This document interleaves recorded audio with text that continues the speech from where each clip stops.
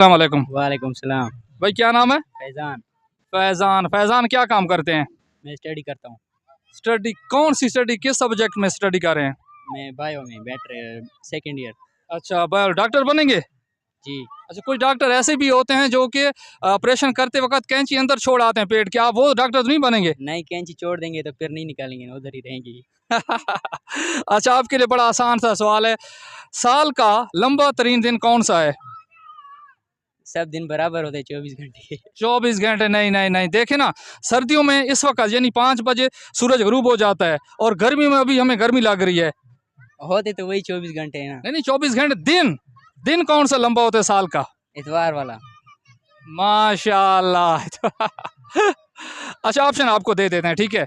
Option से पास हुए हैं, ऑप्शन आपको देते हैं। पहला ऑप्शन है कि 26 जुलाई, दूसरा ऑप्शन है 21 जून, और तीसरा ऑप्शन है 1 फरवरी।